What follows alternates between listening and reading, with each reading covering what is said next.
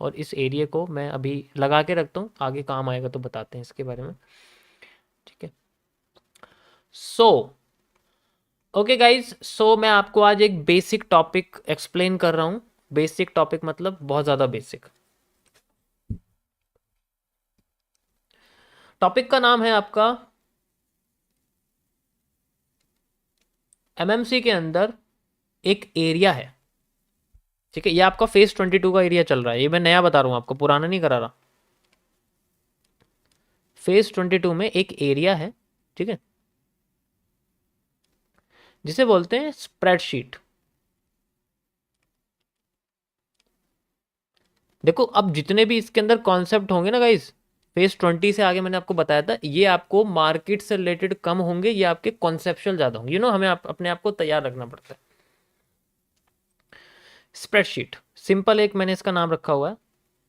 Spreadsheet का मतलब है कि जैसे हमारे पास टोटल जो है, अगर मैं बात करूं आपसे क्रिप्टो मार्केट में, अगर मैं बात करता हूं स्पेशली, तो हमारे पास ऑल मंथ होते हैं, ऑल डेज होते हैं, ऑल 365 डेज हमारे पास होते हैं एनालिसिस करने के लिए। पूरे होते हैं पूरे 365 दिन होते हैं हमारे पास करने के लिए। So we have a potential to earn at least 300%।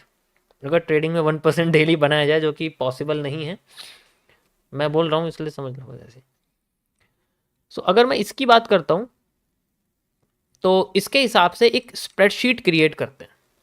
Spreadsheet कैसे क्रिएट करते हैं कि 365 डेज में सबसे इंपॉर्टेंट डेज को सबसे पहले ना हाईलाइट किया जाता है। हाईलाइट किया जाता है इवेंट की वजह से। सबसे पहले इसमें हाईलाइटिंग में आता है इवेंट्स के लिए, कि मैंने इवेंट्स के लिए हाईलाइट कर लिया। अब देखना सबसे बड़ी चीज़ तो मैं कैसे बताऊंगा, ये लार्जर टाइम फ्रेम के लिए होता है। लार्जर, पहली बार मैं ये वर्ड यूज़ कर रहा हूँ, लार्जर टाइम फ्रेम। कल भी मैंने यूज़ किया था ये क्रैश के बारे में, आपको जब आपको समझाया था, याद आया क्रैश के बारे में कल आपको बताया था मैंने। अब इसमें लार्जर टाइम फ्रेम का क्या फ़र्क है कि देखो, एक ना, जैसे हमारे पास ना, मैं एग्जांपल देता हूँ, मैं आपको क्या समझा रहा हूँ, टॉपिक किस चीज़ का है। जैसे मेरे पास ना एक ग्लास है पानी का, इस तरीके से मेरे पास एक ग्लास है पानी का, और मैंने इसके अंदर पानी भर रखा है पूरा।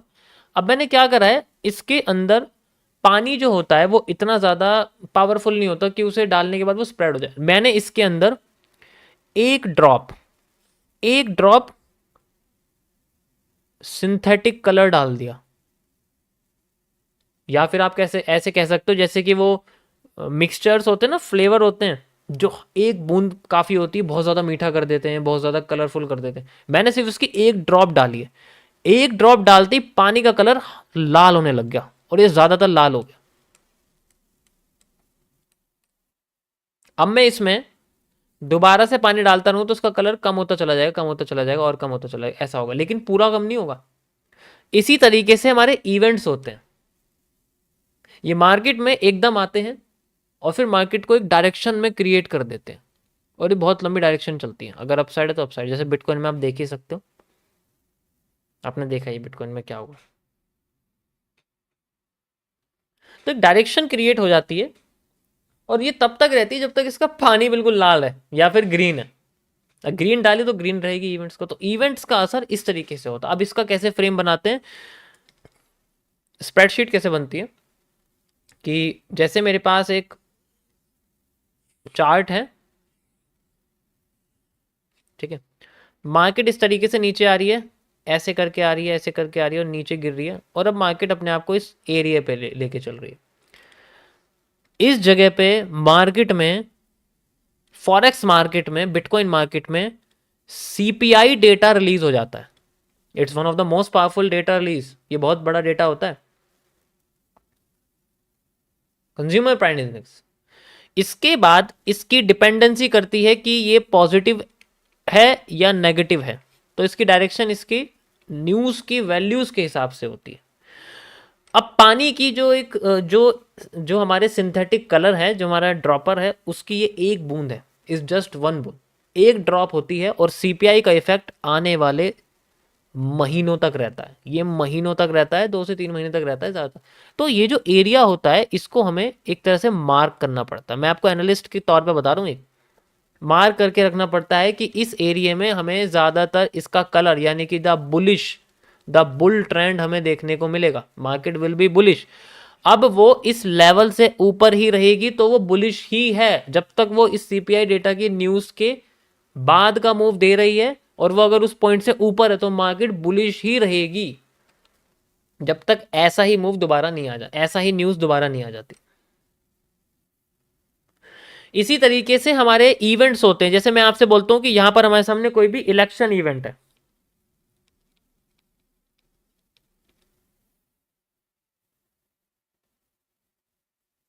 Got it? ये तो आपको पता ही है, अभी लाइव चल ही रहा है। इलेक्शन इवेंट्स में ज्यादातर पहला मूव फेक होता है, फिर रिवर्स करती है मार्केट। और ज्यादातर केसेस में जब भी इलेक्शन रिजल्ट आते हैं तो मार्केट अपने आप को पॉजिटिव ही लेके जाती है, लेकिन पहले नेगेटिव होती है। बिटकॉइन के केस में भी यही हुआ है। अगर आप यहां पर जाके देखोगे ना 30 मिनट्स के टाइम फ्रेम पे, ये देखो, ये जो न्यूज आने के बाद का मूव, न्यूज आने का पहला मूव है, you can see like this, ये सेलिंग है, उसके बाद मार्केट में बाइंग आई है। तो ये बेसिकली आपका जो होता है ना, यही हमारे लिए सेकंड मूव होता है। तो हमारे पास जो एरिया है वो यहां से लेके अब एप्लीकेबल रहेगा। अब हमारे लिए इवेंचुअल एरिया ये रहेगा। इवेंचुअल मतलब द इलेक्शन डे या फिर द इलेक्शन रिजल्ट या फिर जो भी है, ऑथ है या किसी का वो पढ़ना वगैरह क्या बोलते हैं उसको, जो वो ले लेते हैं एक तरह से।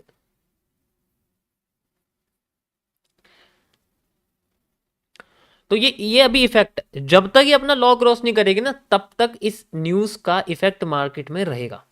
शपथ, बिल्कुल शपथ जो होती है, तो उसका इफेक्ट मार्केट में रहेगा। ये रहता है एक तरह से मार्केट का लो, इकोनॉमी का ट्रस्ट होता है बड़े टाइम फ्रेम पे। इसलिए मैंने बोला लार्जर टाइम फ्रेम पे। तो लार्जर टाइम फ्रेम पे उसी एरिया से मार्केट अगर उठनी शुरू कर जाए तो उसका लो मार्केट के लिए और इकोनॉमी के लिए ट्रस्ट होता है। वो सिर्फ मार्केट के लिए ट्रस्ट नहीं होता, वो इकोनॉमी के लिए होता है, क्योंकि भाई ऐसे एरिया से दोबारा मार्केट गिर जाए इसका मतलब है कुछ तो नेगेटिव हो सकता है। तो मार्केट भी हमें थोड़ा बहुत इकोनॉमी के बारे में नहीं, बहुत कुछ इकोनॉमी के बारे में बताती है। ये मत सोचना कि इसके अलावा हमें दुनिया से पता लगता है तो मार्केट वैसी शेप लेती है, नहीं।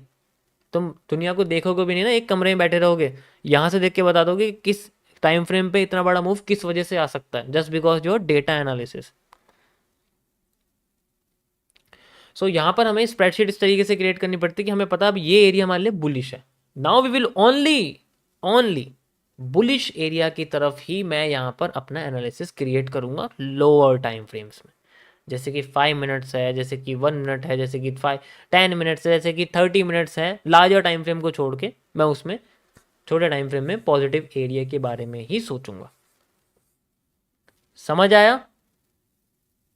ये न्यूज़ से रिलेटेड चीज़ें हैं, लेकिन ये हमें रखनी पड़ती हैं और हमेशा हर इवेंट को कैलकुलेट करके रखना पड़ता है। इवेंट सीपीआई वगैरह ऐसा नहीं होता कि आप इवेंट आने से 1 मिनट पहले मार्केट में बैठ गए कि हाँ भाई ऊपर जाएगी तो ऊपर ले जाऊंगा, नीचे जाएगी नीचे। ऐसे नहीं होता कुछ भी। ये तो गैम्बलिंग है, ये तो सट्टेबाजी है साफ। और जो ये करा रहा है वो भी ऐसा ही है। ऐसा नहीं होता कभी एक दो हिट कर गए तो उसका मतलब ये नहीं कि तुम्हारा जो प्रॉफिट है 10,000 रुपये तुम्हारे 10 करोड़ रुपये बन जाएंगे। ये सपने में मत सोचना, कभी नहीं बन सकते। वो कंसिस्टेंट बनेंगे अगर बनने होंगे तो। अगर मेहनत करेगी तो कंसिस्टेंट बनेंगे। वो एक दिन मैंने एक सीपीआई डेटा अगर पकड़ लिया तो अमीर आदमी नहीं बनने वाले। इसकी वजह से तुम थोड़ा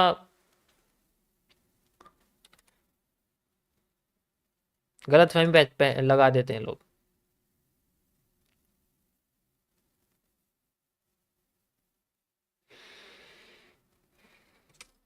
समझ आए सभी को? तो जस्ट हमें देखो, ये सारी चीजें ना एविडेंस होती हैं। Why are the big hedge funds and consultancy firms or many trading firms are profitable? Just because they have a strategy, they have a environment। उनका environment ऐसा होता है कि उनके खिलाफ मार्केट में एक भी डिसएडवांटेज वाला एरिया नहीं होता। They have a lot of evidence. उनके पास इतना एविडेंस होता है कि मार्केट में कुछ भी हो जाए, they have a consistent profit. इसीलिए यहाँ हम 10,000 रुपये आप ट्रेड करने से डर रहे हो, लॉस हो जाता, नुकसान हो जाता, वो